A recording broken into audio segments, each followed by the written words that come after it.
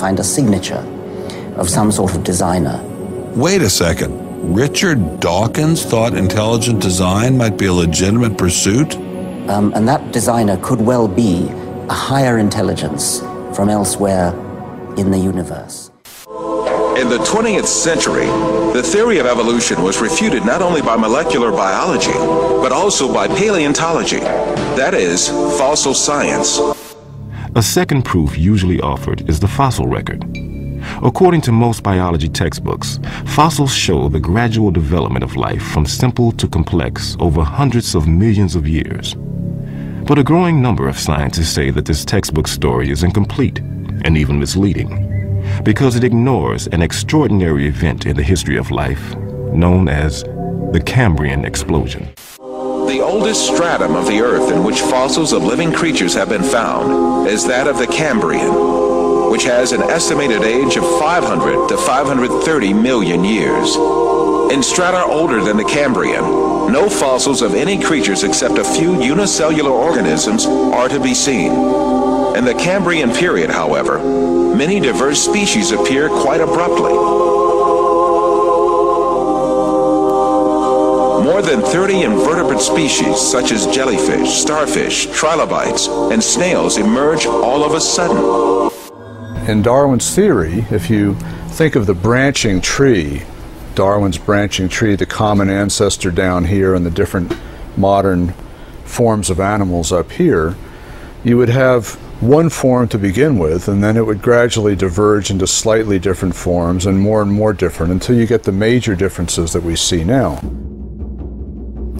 The problem with the Cambrian explosion is that all these major differences appear together at the same time, with no fossil evidence that they descended from this common ancestor. The article reported on cutting-edge research by Chinese scientist J.Y. Chen, an internationally respected paleontologist at the Nanjing Institute of Paleontology and Geology.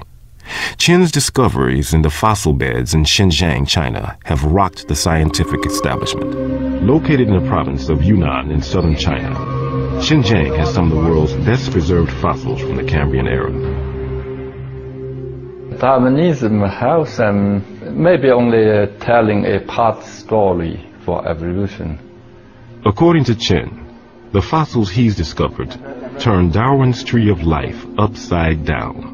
Darwin's tree, reverse concept, very unexpectedly, our research is convincing major phyla starting down below at beginning of Cambrian. Base is wide, gradually narrow, so this is almost turned on differently. This situation refutes the theory of evolution for sure, because Darwin wrote in The Origin of Species, if numerous species belonging to the same genera or families have really started into life all at once, the fact would be fatal to the theory of descent with slow modification through natural selection. This fatal stroke that frightened Darwin comes from the Cambrian period, right at the outset of the fossil record. No fossil remains supporting evolution have ever been unearthed in excavations conducted in every corner of the world.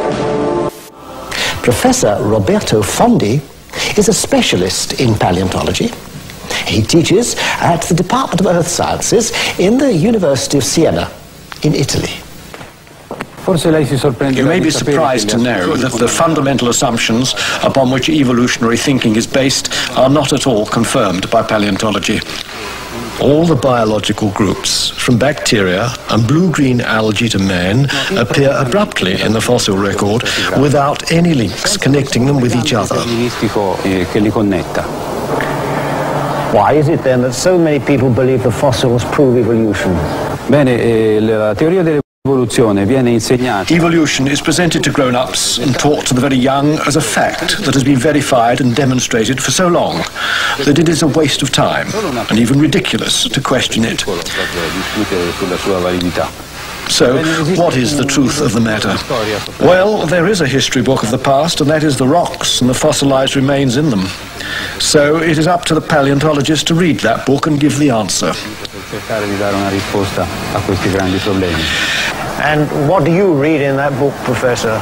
The fact is that after nearly 2 centuries of intense research, the paleontological evidence for evolutionary theory is not only rare, but highly questionable. The point is that if evolution had really happened, the evidence would be in great abundance and incontestable. The museums would be overflowing with fossils, clearly documenting the transitions between the various biological groups. Yet there are none. Moreover, there is no indication that the situation will change in the future. Those very few fossils which are claimed to show some kind of evolutionary link, such as the amphibians Ichthyostica and Simoria, the reptile Proplogognathus, the bird Archaeopteryx, and the Australopithecine ape called Homo habilis are very far from conclusive. Faced with these realities made clear by the fossil record, evolutionists directed all their attention to the claim that man evolved from ape-like creatures. 6,500 different ape species have lived so far, and the majority of them are extinct. The skulls of these extinct apes, both big and small, constituted a great resource for evolutionists on which to exercise their imaginations freely. Arranging the skulls of these extinct ape species from the smallest to the biggest, and adding some skulls of vanished human races to the series, evolutionists concocted the scenario of human evolution.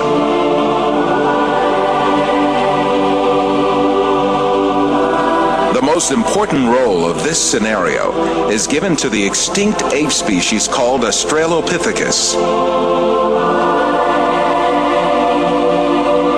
The first Australopithecus fossil was found in 1924 by a paleontologist named Raymond Dart. Since then, evolutionists argue that this ape species, the name of which means southern ape, is a man-like creature. However, when Australopithecus and chimpanzee skeletons are compared, it is seen that there is no important difference between the two. In the face of this fact, evolutionists hypothesized that Australopithecus walked upright on its 2 feet, differently from other apes. However, 2 world-renowned anatomists, Lord Solly Zuckerman and Professor Charles Oxnard, refuted this allegation. Simply put, Australopithecus, advanced as the ancestor of man by evolutionists, is merely an extinct ape species.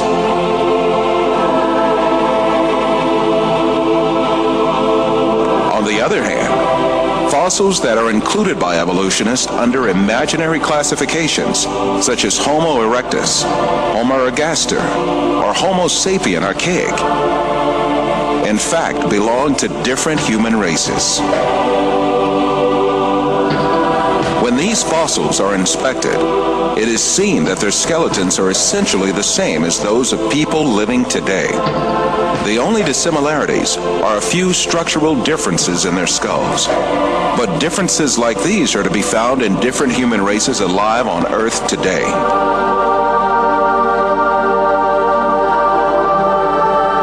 The famous evolutionist paleontologist Richard Leakey admits that the difference between the skulls classified as Homo erectus and those of modern men is only racial. These differences are probably no more pronounced than we see today between the separate geographical races of modern humans.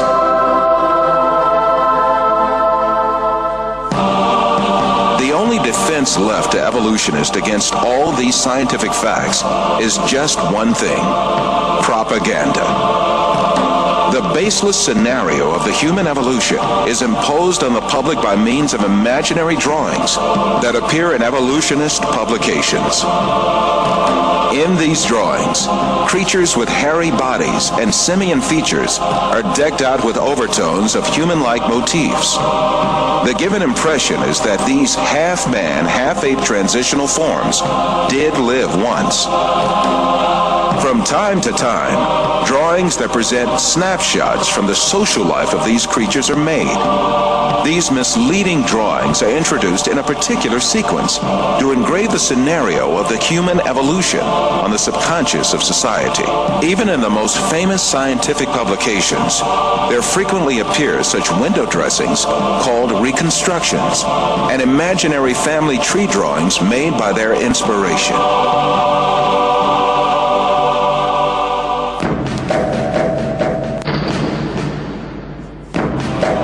The imaginative power of evolutionists is not limited to fictional drawings and models. They go even further and shoot movies in which imaginary half-man, half-ape creatures act. However, all of these are pure deception. The only evidence at hand is generally nothing more than a few skull fragments or a tibia. The hair, skin, nose, ears, lips, or other facial features of a living being cannot be determined from its bone remains.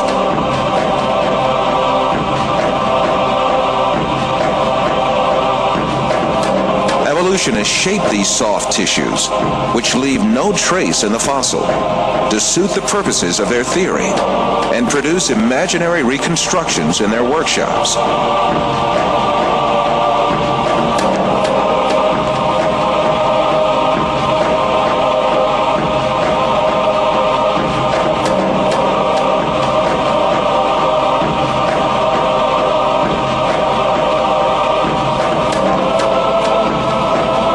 Houghton from Harvard University states that these drawings have no scientific value.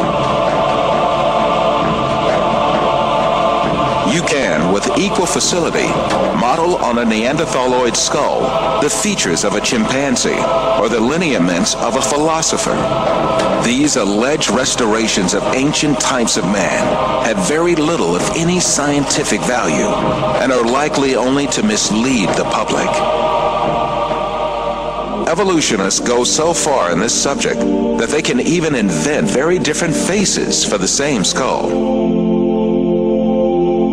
The three entirely different reconstructions made for the fossil called Zinjanthropus is a famous example showing how persistent evolutionists are in producing these false masks. Evolutionists engage not only in drawing and modeling tricks, sometimes they commit deliberate forgeries. The most famous of these frauds is the Piltdown fossil, introduced in England in 1912 by an evolutionist named Charles Dawson. This fossil was presented as the most important transitional form between ape and man and was displayed in museums for more than 30 years. Experts who re-examined the fossil in 1949 discovered that it was a forgery that had been produced by attaching an orangutan's jaw to a human skull.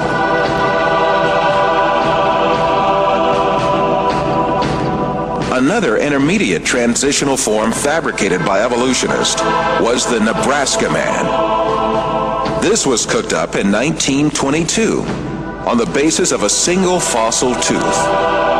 The evolutionists did not neglect to give it an ostentatious Latin name, Asparapithecus haroldcooki, or to make imaginary drawings related to it. It was soon revealed that the tooth that had been the source of inspiration for Nebraska Man, in fact, belonged to a wild pig. Many other fossil skulls have been presented as great evidence for evolution, failed one by one. Neanderthal man was advanced as evidence in 1856, dismissed in 1960. Piltdown man was advanced as evidence in 1912, dismissed in 1953. Zinjanthropus was advanced as evidence in 1959, dismissed in 1960. Ramapithecus was advanced as evidence in 1964. Muhammad is a messenger sent by God to give the Quran to mankind.